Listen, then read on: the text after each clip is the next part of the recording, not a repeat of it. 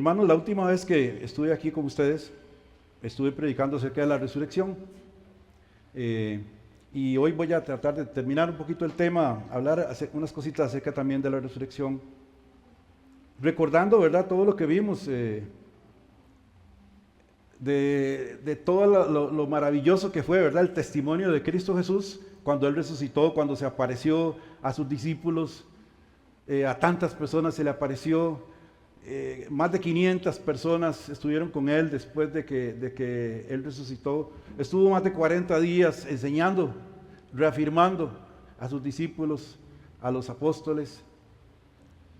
Toda esa maravilla, ¿verdad?, hasta que Él ascendió a los cielos y del cual nosotros esperamos su regreso, su venida. Bien, estamos en el año 2026, sí, ¿verdad? Pero nosotros decimos, estamos en el año 2026 después de Cristo. El acontecimiento de la resurrección de Cristo fue algo tan maravilloso, ¿verdad?, algo tan portentoso, algo tan grande, que en la historia que enseña a nosotros, que nosotros aprendemos, 5,000, 6,000 años de historia, está partida en dos. Está partida antes de Cristo y después de Cristo.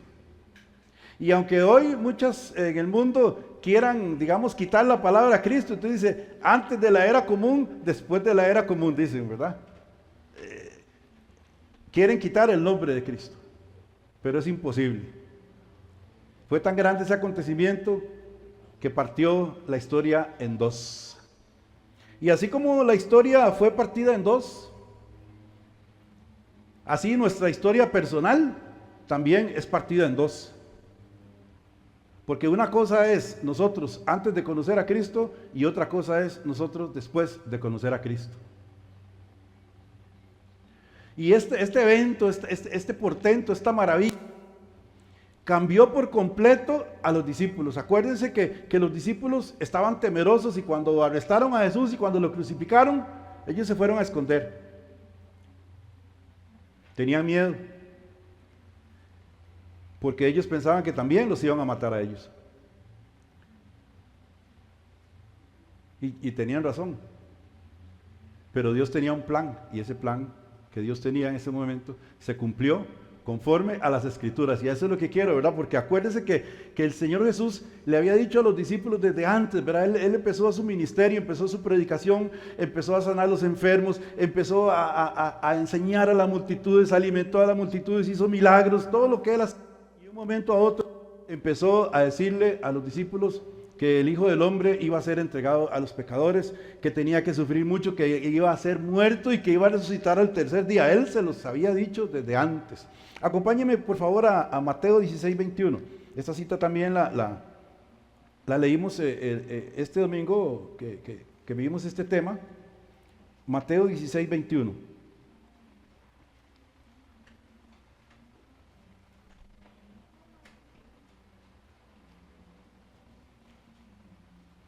¿Lo tenemos, amados?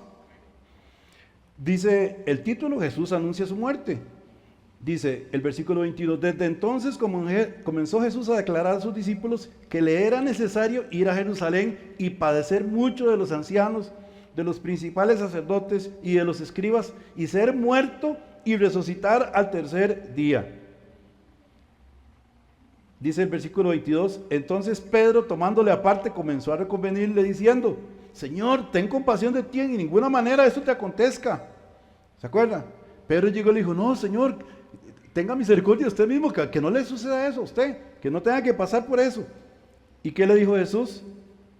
Volviéndose dijo a Pedro, quítate de delante de mí, Satanás, me eres tropiezo, porque no pone la mira en las cosas de Dios, sino en las cosas de los hombres. Qué reprensión más dura, ¿verdad?, para Pedro, que el Señor lo tratara así, pero era necesario que Pedro aprendiera que Dios tenía un propósito y que el plan de Dios tenía que cumplirse como Dios lo tenía planeado y que era necesario que eso pasara. Era necesario que eso sucediera. Vamos ahí mismo a Mateo 17, 22, 23, donde una vez más el Señor vuelve a anunciar su muerte. Vemos el 16, 22. ¿Lo tienen, hermanos? Dice, estando ellos en Galilea, Jesús les dijo, el Hijo del Hombre será entregado en manos de hombres y le matarán, mas al tercer día, ¿qué dice? Resucitará. ¿Y qué dice ahí, seguido ahí? Dice, y ellos se entristecieron en gran manera. Pusieron muy tristes por lo que Jesús les decía. Claro, si yo hubiera andado ahí también de discípulo, también me pongo triste. Pero, ¿qué pasa con los apóstoles en ese momento? Lo mismo que Pedro. Ellos tenían puestos los ojos en las cosas a como los hombres las veían. Y Jesús les estaba diciendo, tienen que dejar de ver las cosas como lo ven los hombres y tienen que empezar a ver las cosas como Dios las ve, para poder entender el propósito de Dios. ¿Por qué? Porque vino el tiempo del sufrimiento de Cristo, vino la crucifixión, vino la muerte, después vino la resurrección, vino la alegría. Vino el reconocimiento, como llamo yo, que ese es el sello que Dios puso, sobre el cual afirmó nuestra fe. Porque como dice la palabra, ¿verdad? Si Cristo no hubiera resucitado, y eso lo vamos a ver ahora, vana sería nuestra fe. De hecho, la iglesia no existiría.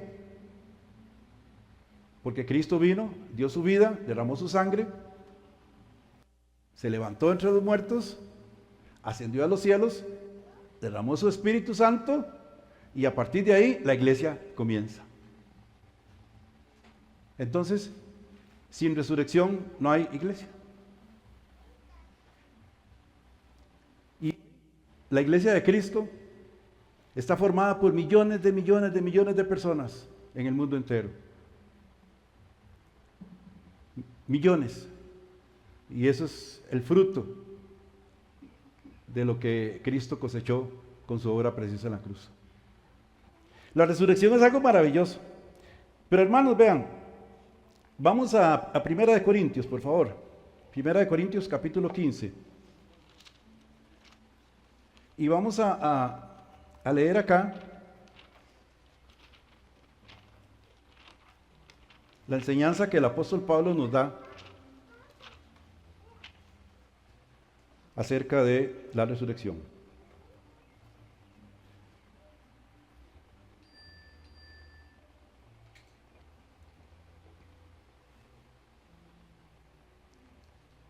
Primera de Corintios 15.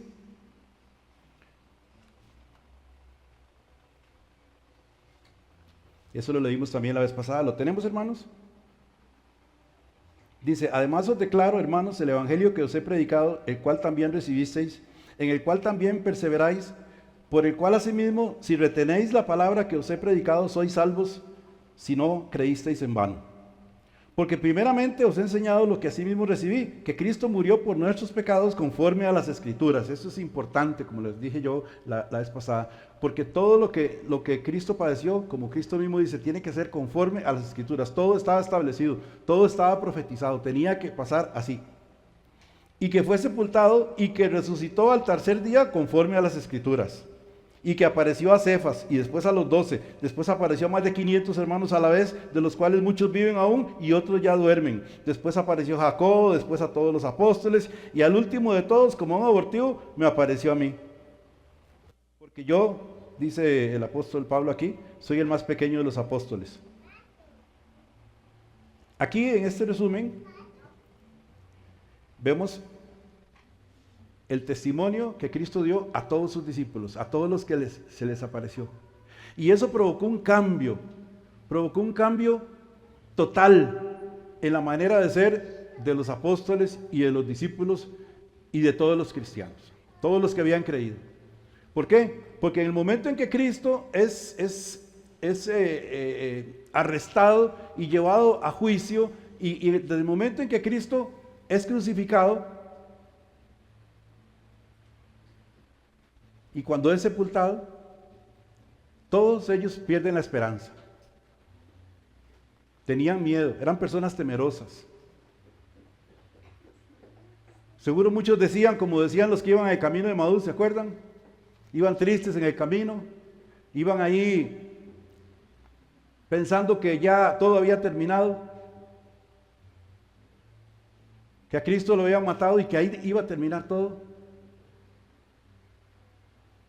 Cristo se les aparece en el camino de Emaús, les da testimonio Después ellos lo reconocen cuando parte el pan y se desaparece de su vista. ¿Qué fue lo que hizo Cristo? Cristo empezó a reafirmarles todo lo que les había enseñado antes de su muerte y de su resurrección. Y entonces ellos pudieron entender que las cosas eran así conforme a la voluntad de Dios, a como Dios veía las cosas, no como a nosotros los hombres vemos las cosas. Entonces hubo un cambio total, absoluto, radical en ellos. Si ellos tenían temor, ellos se volvieron valientes. Si ellos no hablaban, entonces ellos empezaron a hablar de nuevo. Ya después de que el Espíritu Santo fue derramado, comenzó aquello con denuedo, como dice la palabra de Dios, con valor, con decisión. Empezaron a dar testimonio de todo lo que ellos habían vivido y de todo lo que Cristo Jesús había hecho. Si nosotros hacemos una comparación, hermanos, nosotros mismos, antes de nacer de nuevo, antes de arrepentirnos de nuestros pecados y que el Señor venga a nuestro corazón a vivir, venga a nuestra vida, nosotros también vivíamos una vida llena de temor. Y como dice la palabra, antes de oídas te había oído, como dice en el libro de Job, de oídas te había oído.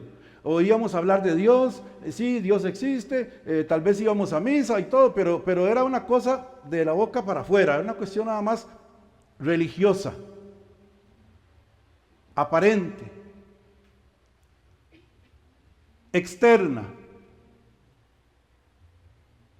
No se había provocado ningún cambio en su vida. Pero cuando viene el momento precioso en el cual el Espíritu Santo le redarguye a uno y le convence, y uno reconoce y uno se postra ante Dios y clama al Señor Jesucristo por el perdón de nuestros pecados, viene el Espíritu Santo y nos sella, y entonces ahí nuestras vidas son transformadas totalmente. Y se produce un cambio. Viene una sed de conocer la palabra de Dios. Un deseo enorme de hacerle caso a Dios. Un amor grande y fuerte en nuestros corazones que nos acerca. Entonces nosotros cambiamos de vida. La palabra dice que estábamos muertos en nuestros delitos y pecados. O sea que también nosotros hemos resucitado en nuestra vida espiritual. Porque dice que antes de conocer al Señor, antes de recibir la salvación, estábamos muertos en nuestros delitos y pecados.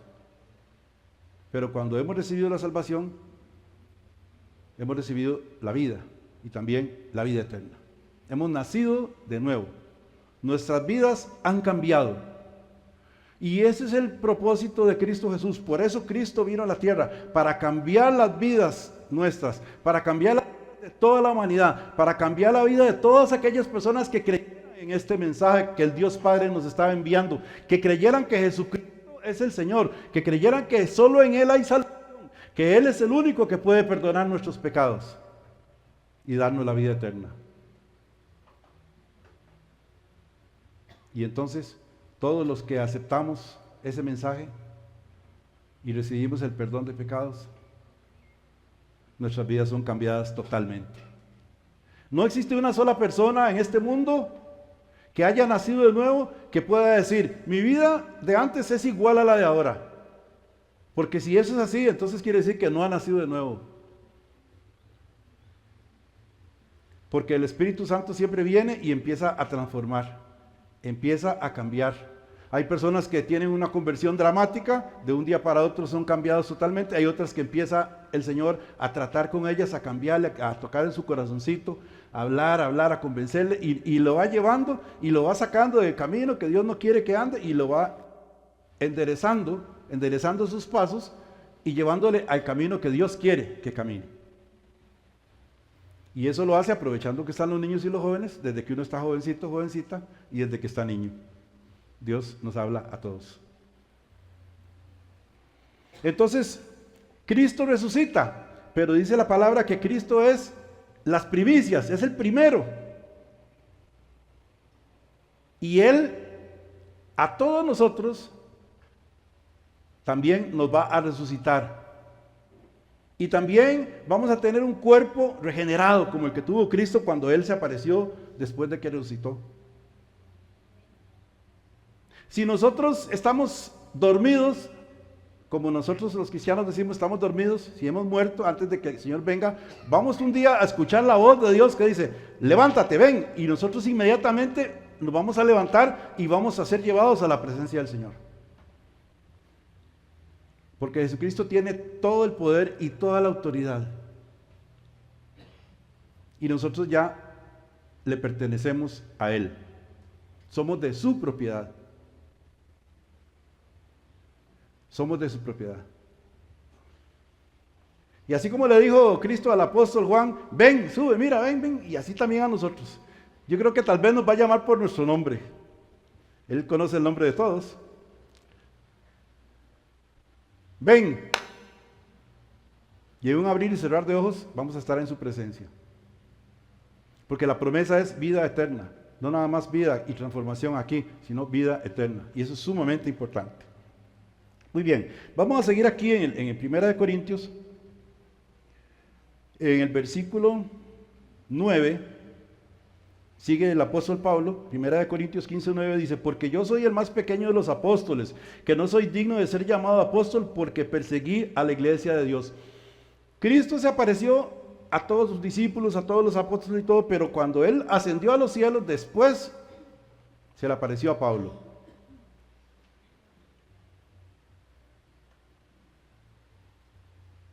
Y la vida de Pablo cambió. De ser un perseguidor de la iglesia, de pedir permiso para ir a todos los pueblos y meterse en las casas, sacar a la gente del pelo, arrastrados y todos los cristianos, y llevar a muchos de ellos a la muerte. Se le apareció Jesucristo. ¿Quién eres, Señor?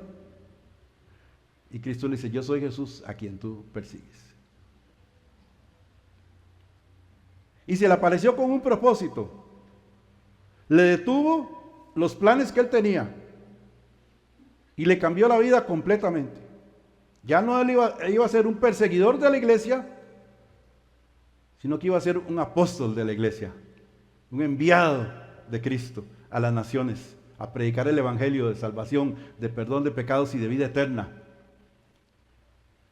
Fue un cambio radical que tuvo Pablo. Pablo quedó ciego unos días también, y el Señor le habló a un siervo que tenía ahí en la ciudad, y le dice, vaya y hable con él y póngale las manos para que recupere la vista.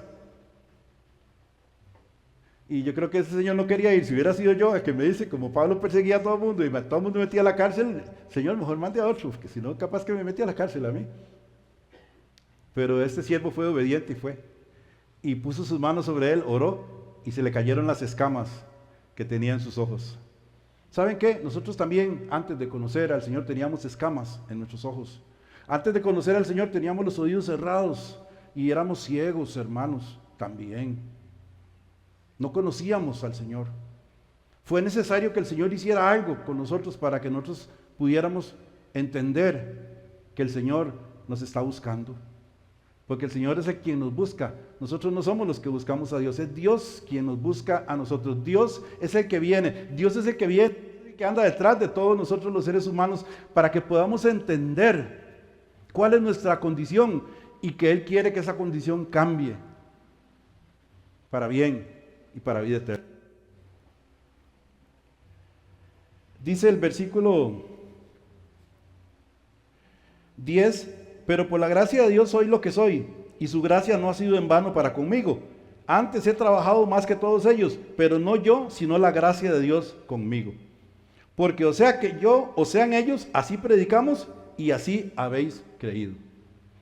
Pablo, el Señor lo llama a la predicación, y Pablo se prepara y empieza a predicar, y en Jerusalén le tenían miedo todavía, no creían que él se había convertido. Al tiempo ya hubo reuniones, hubo pláticas, podemos decir, testimonios, y entonces ya se le aceptó a Pablo, ¿verdad?, en Jerusalén también como apóstol. Versículo 12, dice, pero si se predica de Cristo que resucitó de los muertos, ¿cómo dicen algunos entre ustedes que no hay resurrección de los muertos? Y aquí vamos a entrar tal vez un poquito al día de hoy, porque acuérdense que nosotros somos un pueblo apartado, un pueblo santo, un pueblo diferente, Nosotros creemos en Cristo, creemos en la resurrección de Cristo, pero el mundo no cree en eso. Y el mundo trata de convencer a usted y a mí y a todas las personas de decir que eso es una fábula, que eso no es cierto, que eso es algo mitológico, que eso no fue así. Muchos hablan de la tumba de Cristo. En History Channel yo he visto, están hablando de la tumba de Jesús. Y yo, ¿cuál tumba estarán haciendo? Si la tumba de Cristo está vacía. Ajá. El Señor no está ahí. Él se levantó. Entonces, vuelvo a repetir el versículo 12, pero si se predica de Cristo que resucitó de los muertos, como dicen algunos entre nosotros, voy a hablar yo así, que no hay resurrección de muertos. Versículo 13, porque si no hay resurrección de muertos, tampoco Cristo resucitó. Esta es una forma de que Pablo está utilizando para enseñar a la gente. Y también nosotros tenemos que aprenderla. Versículo 14, y si Cristo no resucitó, vana es entonces nuestra predicación, vana es entonces nuestra fe. ¿Por qué? Porque la resurrección de Cristo es el sello. Es el testimonio del Padre de que todo lo que estaba escrito según las Escrituras se cumplió de esa forma. Y esa obra portentosa fue ponerle el sello que es la roca firme en la que nosotros paramos. Nuestra fe está cimentada en la obra de Cristo. Versículo 15. Bueno, desde el versículo 14 voy a leer de nuevo. Y si Cristo no resucitó, vana es entonces nuestra predicación, vana es también nuestra fe, y somos hallados falsos testigos de Dios, porque hemos testificado de Dios que Él resucitó a Cristo, al cual no resucitó. Es una forma retórica de hablar el apóstol Pablo. Si en verdad los muertos no resucitan. Versículo 16. Porque si los muertos no resucitan, tampoco Cristo resucitó. Y si Cristo no resucitó, vuestra fe es vana. Aún estáis en vuestros pecados. Eso es lo que Pablo quiere decir. Que si nosotros pensamos que Cristo no resucitó, entonces nosotros todavía estamos en nuestros pecados. Versículo 18. Entonces también los que durmieron en Cristo perecieron. O sea que nadie se ha salvado. Versículo 19.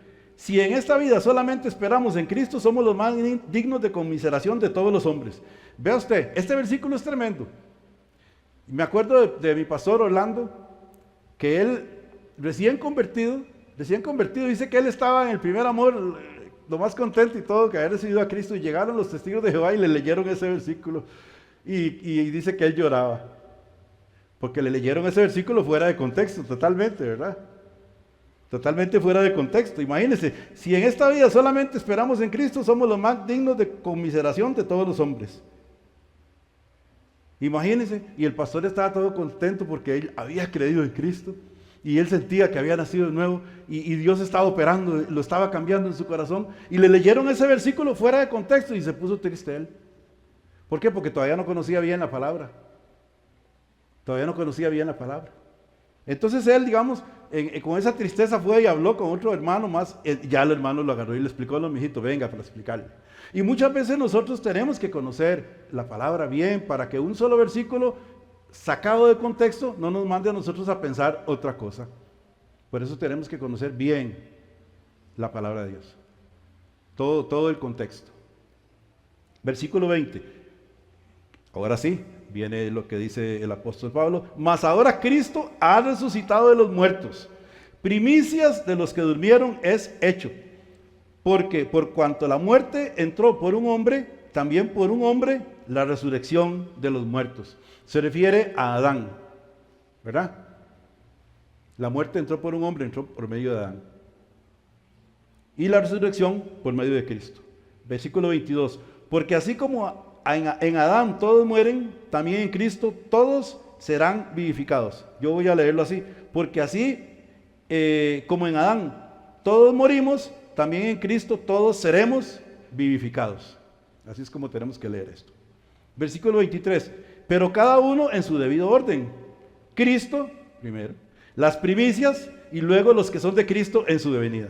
Hay un orden de resurrección para todos nosotros. Luego, el fin, cuando entregue el reino al Dios y Padre, cuando haya suprimido todo dominio, toda autoridad y potencia, porque preciso es que Él reine hasta que haya puesto a todos sus enemigos debajo de sus pies. ¿Qué es lo que está pasando? Que Cristo asciende a los cielos. Cristo está sentado a la diestra del Padre. Cristo tiene todo el poder y toda la autoridad sobre todo el universo, sobre toda potestad, sobre todo dominio, sobre todo principado, sobre todas las huestes de maldad y sobre todo lo celestial. Todo, Cristo está sobre toda autoridad. Y está sentado a la diestra del Padre, esperando que pase este tiempo que estamos viviendo ahora, hasta que todas las cosas queden sujetas a los pies de Cristo. ¿Sí? Entonces, a veces parece que el mundo está patas arriba, porque en realidad está patas arriba, como decimos nosotros, ¿verdad? Los ticos. Pero dentro de todo eso, Dios está operando, Dios está salvando. Y nosotros tenemos que tener de nuevo, hermanos, tenemos que tener la convicción de hablarle a las personas y darles el mensaje de salvación, ¿sabe? Porque muchas personas andan angustiadas, muchas personas andan sin propósito. Ustedes ven que el mundo está así y ustedes ven que lo comercial está en auge, ¿verdad? En auge, todo lo comercial, todo lo que es materialismo está en auge, todo lo que es entretenimiento, entre comillas, está en auge, todo está en auge, pero la gente está vacía, la gente está desesperada. Estaba oyendo ayer, creo que fue o antier, unas estadísticas que decían que el número de personas que mueren, digamos, o que son afectadas por la enfermedad de cáncer, antes era el número 1 y ahora no es el número 1. Ahora la enfermedad número 1 es la depresión. ¿Ya la depresión? ¿Por qué? Porque el ser humano sin Cristo no tiene sentido su vida. La filosofía nos salva, el dinero nos salva, el poder nos salva, el entretenimiento nos salva, los millones nos salvan.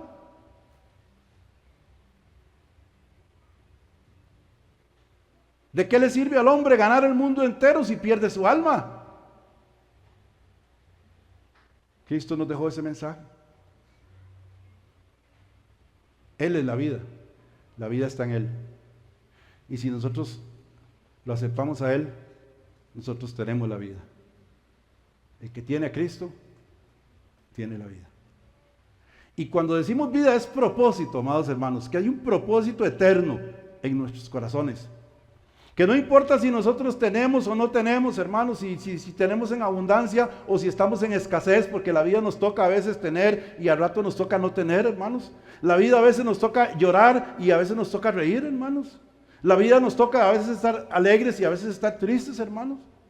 La vida nos toca estar compartiendo con nuestros seres queridos y a veces nos toca despedirnos de nuestros seres queridos que partieron antes que nosotros, hermanos. La vida es la vida. Pero si yo tengo a Cristo en mi corazón, yo mi vida la vivo diferente. Hay una paz en el corazón. Hay un propósito en el corazón. Hay un gozo en el corazón. Hay una alegría. ¿Por qué? Porque nosotros estamos convencidos y sabemos en quién hemos creído. Y tenemos el testimonio del Espíritu Santo en nuestros corazones. No estamos solos. Todas las promesas de Dios que están aquí en la Biblia son para cada uno de nosotros, hermanos. Y si la palabra de Dios dice, no te dejaré, no te desampararé, yo te sustentaré con la diestra de mi justicia, es porque así es.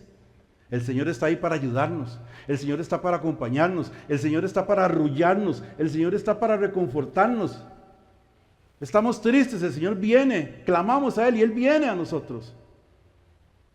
Clama a mí y yo te responderé. Cristo vino a traer salud, a traer paz, a traer alegría, a traer gozo, a traer propósito de vida. Muchas personas tienen mucho dinero y vienen estos cambios que se dan en la economía en el mundo y pierden un montón de millones y se suicidan. ¿Por qué? Porque esa era su esperanza. Ese era su Dios, el dinero.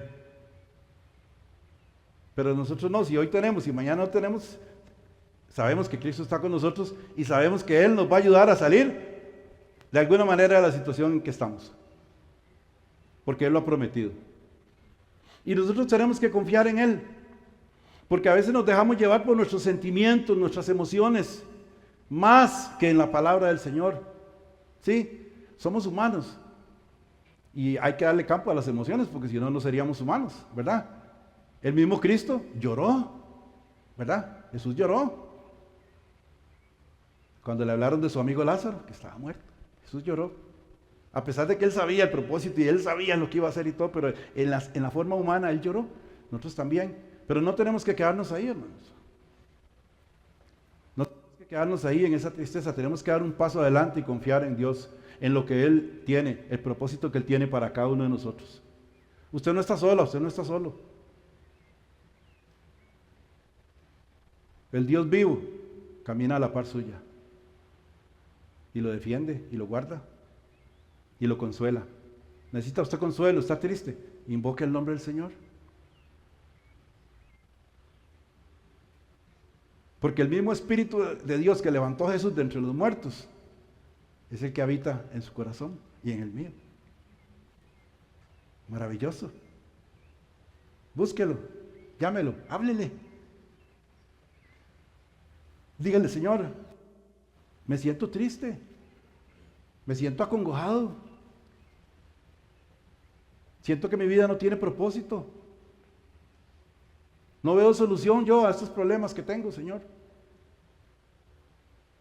Estoy angustiado, angustiada. Háblele al Señor, dígale. Y Él le va a sacar de ahí. Y por eso es que nosotros tenemos que dar testimonio en la congregación de los santos de lo que Cristo ha hecho en nuestras vidas. ¿Sí? Tenemos que, los hermanitos, las hermanitas tienen que saber cómo Cristo nos ha cambiado nuestra vida. ¿De dónde nos ha sacado el Señor? Para testimonio. Así como Cristo dio testimonio de dónde el Padre lo sacó, de entre los muertos, así nosotros tenemos que dar testimonio a las personas de cómo el Señor nos cambió la vida. Pero nuestra vida no hubiera sido cambiada si no hubiera habido resurrección, hermanos. Aleluya. Seguimos entonces en 1 Corintios. Estaba, ¿por qué versículo, hermanos? Porque en el 23. ¿Ah? Vamos a ver. Muy bien. Gracias. Sí, pero cada uno en su debido orden, el orden en que vamos a resucitar dentro de los muertos, cuando Cristo nos levante. Cristo, las primicias, luego los que son de Cristo en su venida. Versículo 24. Luego el fin, cuando entregue el reino al Dios y Padre, cuando haya suprimido todo dominio, toda autoridad y potencia, porque es preciso que Él reine hasta que haya puesto a todos sus enemigos debajo de sus pies. Y eso es lo que Cristo está haciendo ahora. Está luchando en contra de los enemigos. Usted ve que el mal se mueve en la tierra, pero Cristo está luchando contra ese mal. ¿Sabe? Y Él tiene semillas sembradas en nosotros. Semillas de bien. ¿Sí?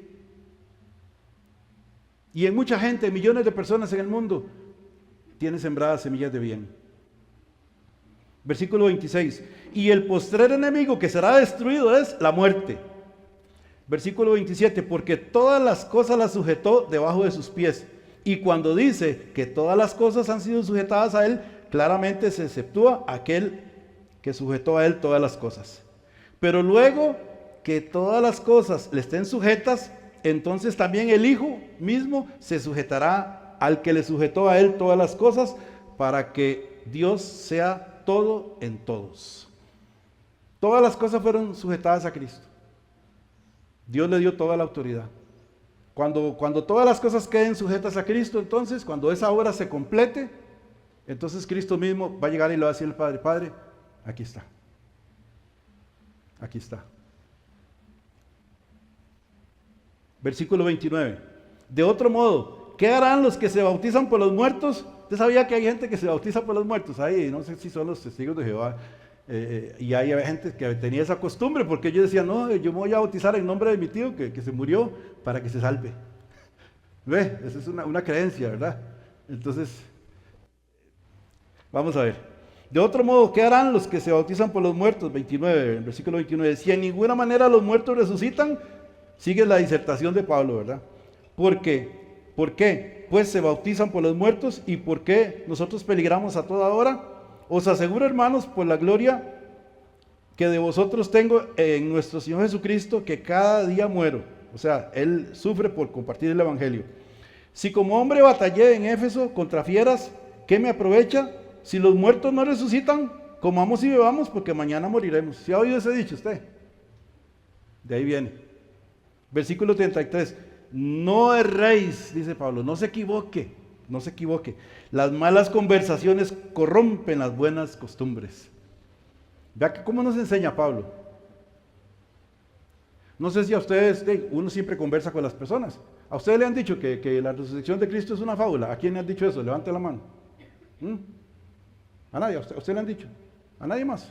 Que usted esté hablando con alguien de la resurrección. No, eso es pura historia. No. ¿Los jóvenes? ¿No les han dicho eso en el colegio, en la universidad? ¿Usted? ¿Perdón? Exactamente. ¿Ve? Entonces aquí tenemos la palabra, aquí está la palabra. Conforme a las Escrituras, conforme a las Escrituras. ¿Verdad? Versículo 33, no erréis, no se equivoque, las malas conversaciones corrompen las buenas costumbres. Velad debidamente y no pequéis, porque algunos no conocen a Dios. Para vergüenza vuestra lo digo. Y Pablo dice eso porque parece que en la congregación había personas que decían que no, que Cristo no resucitó, supuestamente siendo creyentes. Por eso dice, para vergüenza lo digo. Versículo 35. Pero dirá alguno, ¿cómo resucitarán los muertos? ¿Con qué cuerpo vendrán? Versículo 36. Necio, lo que tú siembras no se vivifica, sino muere antes. Jesús dijo, es necesario que la semilla de trigo, ¿verdad?, sea sembrada, que muera, para que dé fruto. Cuando usted toma una semilla de cualquier árbol, de cualquier fruta, usted la siembra y esa semilla se deshace. Y de ahí nace la nueva planta. Y de esa nueva planta viene el fruto, la cosecha. Es necesario que la semilla muera, que el Hijo del Hombre muera, ¿verdad?, para que dé fruto. Versículo 37. Y lo que siembras no es el cuerpo que ha de salir, sino el grano desnudo, ya sea de trigo o de otro grano. Pero Dios le da el cuerpo como Él quiso, y a cada semilla su propio cuerpo. Pablo ahí nos está enseñando que hay diferencias entre las semillas de diferentes tipos de árboles, y también nos va a decir que hay diferentes tipos de carne, como decir de seres vivos, ¿verdad? Aquí nos va a decir. Dice, versículo 39, no toda carne es la misma carne, sino que una carne es la de los hombres, otra carne la de las bestias, otra la de los peces y otra la de las aves. Y hay cuerpos celestiales y cuerpos terrenales. ¿Ve? Él pone esa enseñanza para después enfatizar y aclarar lo que está enseñando. Y hay cuerpos celestiales y cuerpos terrenales, pero una es la gloria de los celestiales y otra la de los terrenales.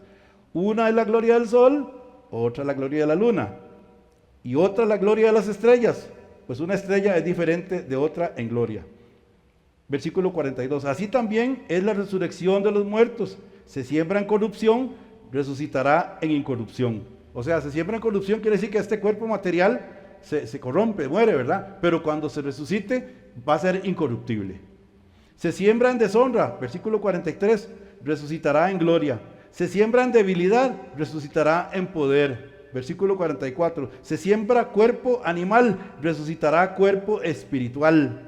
Hay cuerpo animal y hay cuerpo espiritual. Versículo 45. Así también está escrito, fue hecho el primer hombre Adán, alma viviente, y el postrer Adán, espíritu vivificante.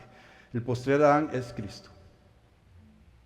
Mas lo espiritual no es primero, sino el animal, luego lo espiritual. ¿Qué está diciendo? Que primero estamos aquí y cuando esto sea cambiado, va a ser transformado. Un cuerpo diferente. Versículo 47. El primer hombre es de la tierra, terrenal. El segundo hombre, que es el Señor, es del cielo. ¿Cuál el terrenal? Tales también los terrenales. ¿Y cuál el celestial? Tales también los celestiales. Y así como hemos traído la imagen del terrenal, traeremos también la imagen del celestial. ¿Se dan cuenta? No vamos a ser iguales. Nuestros cuerpos no van a ser iguales. Van a ser transformados, van a ser glorificados. Diferentes. Versículo 50. Pero esto os digo, hermanos, que la carne y la sangre no pueden heredar el reino de Dios. O sea, Yo no puedo ir al reino, digamos, de los cielos en cuerpo, ¿verdad? En este cuerpo, así como está aquí. Ni la corrupción hereda la incorrupción. Versículo 51. He aquí os digo un misterio. Esto sí, casi todos lo hemos leído. No todos dormiremos, pero todos seremos transformados. Hay una transformación. En un momento, en un abrir y cerrar de ojos, a la final trompeta. Porque se tocará la trompeta y los muertos serán resucitados. ¿Qué dice ahí? Incorruptibles. Incorruptibles, ya no bajo la ley esta de la naturaleza, ¿verdad? Que se descompone, sino incorruptibles. Y nosotros seremos transformados, porque es necesario que esto corruptible se vista de incorrupción y esto mortal se vista de inmortalidad. Y cuando esto corruptible se haya vestido de incorrupción y esto mortal se haya vestido de inmortalidad, entonces se cumplirá la palabra que está escrita: sorbida es la muerte en victoria. ¿Dónde está, oh muerte, tu aguijón? ¿Dónde está el poder? ¿Dónde está el poder? ¿Dónde está la muerte, tu poder? Ya no tiene poder sobre nuestros cuerpos, ¿verdad? ¿Dónde, oh sepulcro, tu victoria? Ya ningún cristiano va a quedar en el sepulcro. Ya que el aguijón de la muerte es el pecado y el poder del pecado la ley. Mas gracias sean dadas a Dios que nos da la victoria por medio de nuestro Señor Jesucristo. Así que, hermanos míos, amados, estad firmes y constantes, creciendo en la obra del Señor siempre, sabiendo que vuestro trabajo en el Señor no es en vano. Toda una disertación teológica la de Pablo. A veces cuesta entenderlo por tantas comparaciones que hace. Pero básicamente es que nosotros seremos transformados, que este cuerpo que tenemos ahora no va a ser el mismo cuando seamos transformados, y que todos vamos a ser transformados, ¿sí? Que todos vamos a ser resucitados. Y esta es la palabra de fe que predicamos. ¿Ha creído usted? Sí. Por eso es el testimonio de la resurrección de Cristo. Pensemos por un momento qué sería el cristianismo si Cristo no hubiera resucitado entre los muertos.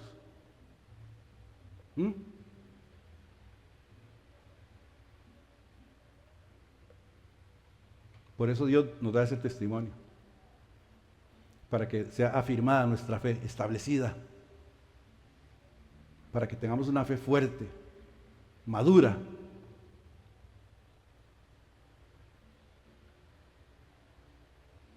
Confiar plenamente en el Señor.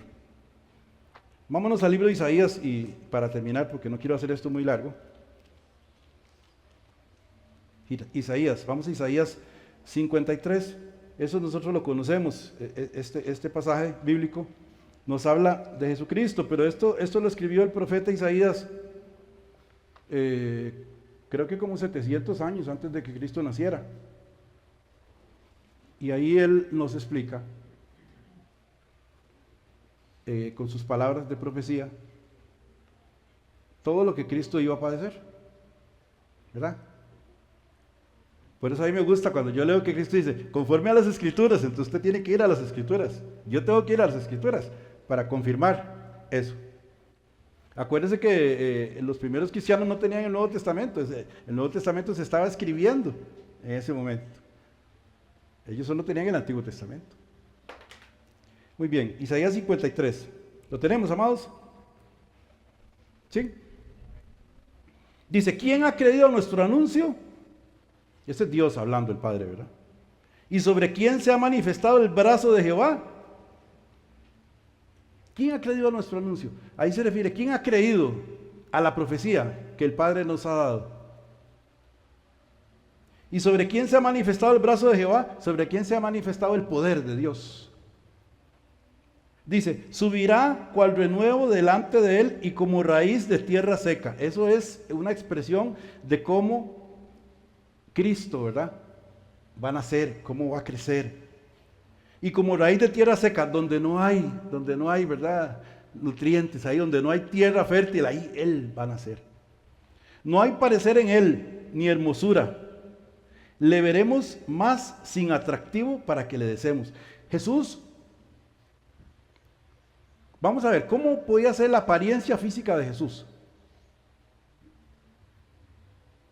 Jesús era una persona de mediana estatura, de pelo negro, de barba, de ojos café, de la piel bronceadita, porque hay mucho sol, ¿verdad? En la zona de Medio Oriente, ahí donde, así como una persona común y corriente de esa zona. Y era Cristo Jesús.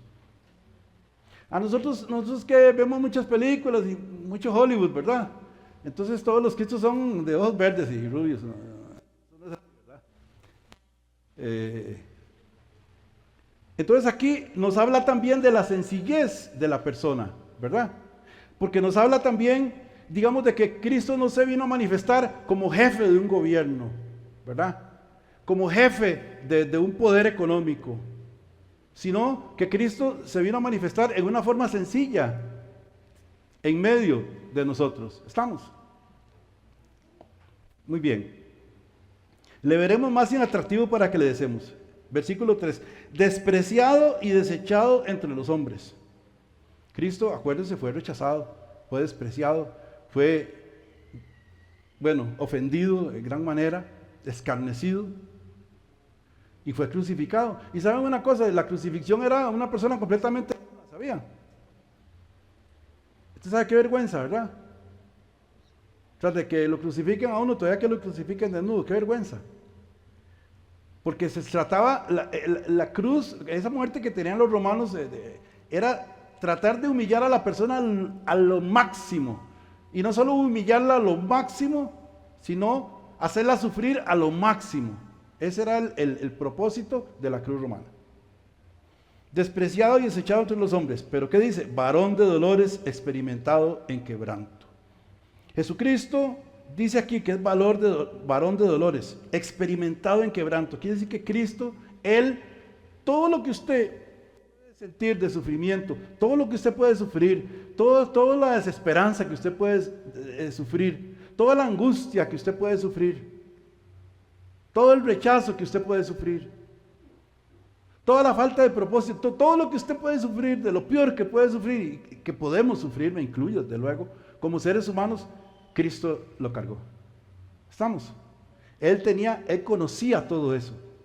Él sufría con los que lloraba con los que lloraban, lloraba con los que lloraban, reía con los que reían. Él tenía empatía por la gente. ¿Qué significa tener empatía? Ponerse en los pies de la otra persona. De que cuando usted ve a alguien en necesidad, usted se acerca y le pregunte y trata de ayudarle. ¿Qué necesita? ¿Qué puedo hacer por usted? Que si usted ve que una persona está triste, usted se le acerca y le consuela. Que si usted ve que una persona está alegre, usted se acerca y se alegra con él, con ella. Que si una persona está enferma, usted va ahí y le atiende. Como el mismo Jesús dijo, estuve en la cárcel, tuve hambre, tuve sed, estuve desnudo, ¿verdad? Me visitaste, me vestiste, me diste de comer. Sí. Quiere decir que Cristo conoce todas nuestras angustias, todos nuestros dolores, todas nuestras debilidades, Cristo las conoce. Varón de dolores, experimentado en quebranto. Dice, y como que escondimos de él el rostro, fue menospreciado y no lo estimamos. Como que escondimos de él el rostro. Eso es como cuando uno, digamos, tiene un amigo, una amiga, ¿verdad? Digamos, cuando uno está jovencito o va creciendo o ya de adulto también, y por alguna razón X, Y o Z, algún problema que pasó, algo, usted pasa delante de su amigo y todo, y la persona no le da a usted la cara. Ajá, ¿estamos? Sí. O sea, yo vengo pasando, nos conocemos, yo voy a saludarle, ¿cómo está? Y usted, o yo le hago eso a la otra persona. Escondimos el rostro. No queremos verle. No quisimos verlo. No recibimos aquello. No aceptamos aquello. Bien, versículo 4. Entonces ya viene. Ciertamente llevó él nuestras enfermedades y sufrió nuestros dolores. Y nosotros le tuvimos por azotado, por herido de Dios y abatido. Versículo 5, mas él herido fue por nuestras rebeliones, molido por nuestros pecados, el castigo de nuestra paz, o sea, el precio para que nosotros tengamos paz, él lo tuvo que pagar, y por su llaga fuimos nosotros curados. Nosotros esto lo leemos ahora y nosotros claramente estamos viendo a Cristo en la cruz, ¿cierto? Claramente lo estamos viendo. Recuerde que esto fue escrito, fue profetizado 700 años antes de que Cristo naciera. Versículo 6, todos nosotros nos descarriamos como ovejas, la naturaleza humana, cada cual se apartó por su camino, mas Jehová cargó en él, sobre Cristo, el pecado de todos nosotros, de toda la humanidad entera. Todos los pecados de toda la humanidad fueron cargados en Cristo. Por eso hay un momento que Cristo está en la cruz y dice, Padre mío, ¿por qué me has desamparado? En ese momento todo el pecado de toda la humanidad, todo lo peor que nos podamos imaginar de lo que está pasando, todas las atrocidades, todo el mal que el ser humano puede hacer en todas sus manifestaciones, estaba cargado sobre Cristo. Mas Jehová cargó en él el pecado de todos nosotros. Versículo 7, angustiado él y afligido, no abrió su boca, como cordero fue llevado al matadero. ¿Por qué fue esto así? Porque Cristo tenía un propósito. Él sabía que él tenía que pasar por todo ese sufrimiento para poder liberarnos a nosotros del poder del pecado y de la muerte, para poder darnos a nosotros la vida eterna, para poder resucitarnos de entre los muertos también a nosotros, de muerte a vida. ¿Sí? Angustiado él y afligido no abrió su boca, como cordero fue llevado al matadero, y como oveja delante de sus trasquiladores. Enmudeció y no abría su boca. Por cárcel y por juicio fue quitado. Y su generación, ¿quién la contará? Ahí sí es donde me gusta a mí. Porque fue cortado de la tierra de los vivientes, y por la rebelión de mi pueblo fue herido. Y se dispuso con los impíos de sepultura, mas con los ricos fue su muerte. ¿Se acuerda que Cristo fue, lo sepultaron? Yo iba a decir enterraron, pero no fue enterrado, sino sepultado en una cueva, ¿verdad? En una tumba que estaba preparada, que era ¿cómo se llama? De uno de los fariseos, en la cual nadie había sido puesto ahí. Pero si esta persona no hubiera reclamado el cuerpo de Cristo para sepultarlo ahí, a Cristo lo hubieran enterrado o sepultado con todos los impíos, o sea, en cualquier lado. Es más, tenían lugares donde sepultaban a la gente así, como decir una fosa común. Y se dispuso con los impíos su sepultura, mas con los ricos fue en su muerte, aunque nunca hizo maldad, ni hubo engaño en su boca. No cometió ninguna injusticia, ningún mal, pero pagó por todo el mal que nosotros hemos cometido y que toda la humanidad ha cometido y está cometiendo y cometerá. Con todo eso, versículo 10, Jehová quiso quebrantarlo, sujetándole a padecimiento. Cuando haya puesto su vida en expiación por el pecado, verá linaje. Aleluya, aquí es donde viene la sonrisa. Aquí es donde viene la sonrisa. Vivirá por largos días, y la voluntad de Jehová será en su mano prosperada. Verá el fruto de la aflicción de su alma y quedará satisfecho. O sea, Cristo resucitará y Él va a ver todo el fruto. Usted y yo, hermanos, y todos los cristianos en el mundo entero somos el fruto de la obra de Cristo. Y Él lo ve y Él se alegra. Verá el fruto de la aflicción de su alma y quedará satisfecho por su conocimiento. Justificará a mi siervo justo a muchos y llevará las iniquidades de todos ellos. Dice el Padre, por tanto yo le daré parte con los grandes y con los fuertes repartirá despojos. O sea, con el triunfo. Por cuanto derramó su vida hasta la muerte y fue contado con los pecadores, habiendo él llevado el pecado de muchos y orado por los transgresores. Todo el padecimiento de Cristo, el propósito de ese padecimiento, ahí está. Todo eso es por nosotros, por usted y por mí. Pero Él no queda ahí. Él se levanta al tercer día. Recuerde que Jesucristo dijo, a mí nadie me quita la vida. Yo tengo el poder para ponerla y para volverla a tomar. ¿Estamos? Y también dijo, todo lo que mi Padre me ha dado está en la palma de mi mano. O sea, todas las personas que hemos creído en Él, estamos en la palma de su mano. Y de aquí, nada ni nadie lo puede sacar. ¿Usted cree eso? ¿Usted cree eso? Aleluya. Aleluya. La tumba está vacía. El Señor ha resucitado. ¿Qué están viendo?, le dijeron los ángeles. ¿Qué están buscando? ¿Qué están viendo? ¿Qué están buscando? Así como lo vio que subió a los cielos, así va a regresar. Esa es la promesa que nosotros tenemos. Porque las últimas palabras del libro del Apocalipsis dicen, y el Espíritu y la iglesia dicen, sí, ven Señor Jesús, ven, ven. En todos nosotros hay un anhelo para que Cristo venga. Ese anhelo es que el Espíritu Santo nos enseña que es que Cristo va a venir por su pueblo, va a venir por todos los que hemos creído en Él. Y es una convicción, es una realidad. Así como el Padre levantó a Cristo de los muertos, la realidad de que Cristo viene por nosotros también será así. Y si nosotros estamos muertos cuando Cristo venga, nos va a levantar de la tumba. Y si estamos vivos, en un abrir y cerrar de ojos, estaremos en las nubes junto con Él. Primero los que murieron primero en orden, ahí vienen hasta que nos toque a nosotros. Pero todos vamos a reunirnos con Cristo. Por causa de la resurrección. Tenemos que entender a profundidad. Y esto, hermanos, que sea algo que nos afirme. El propósito de la predicación, el propósito de la enseñanza, el propósito de la palabra de Dios es que nosotros seamos afirmados, establecidos, que estemos parados en la roca firme. Que cuando vengan todos esos vientos de doctrinas y todas estas cosas que mueven, que tratan de sacarnos de nuestro lugar, nadie me lo mueva de ahí. Porque su fe está establecida sobre la roca, que es Cristo Jesús. ¿Se alegra usted que la tumba esté vacía? Claro que sí. Claro que sí. Power off. Claro que sí. Bendito sea su nombre.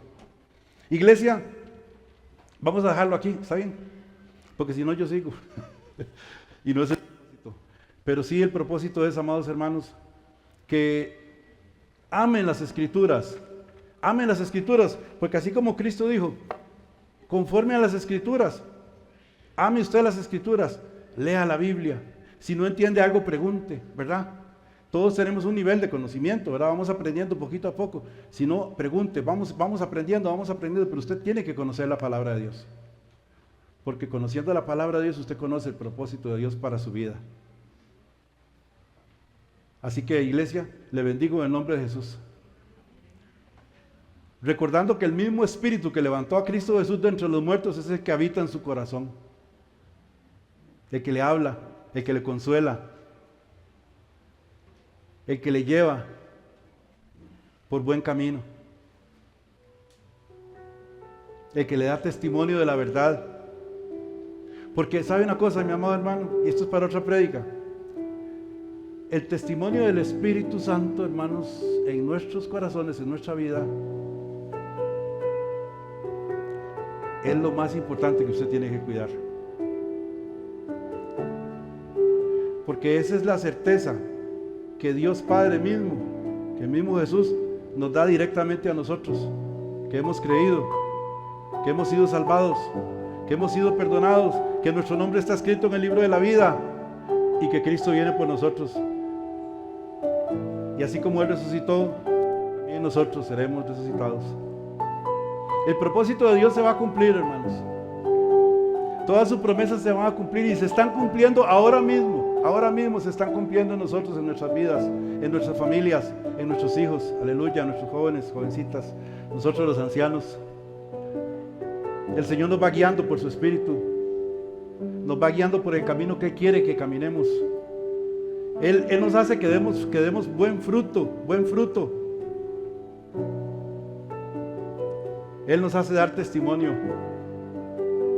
Él nos hace caminar por el camino angosto. Él nos lleva a la vida eterna. Aleluya, aleluya.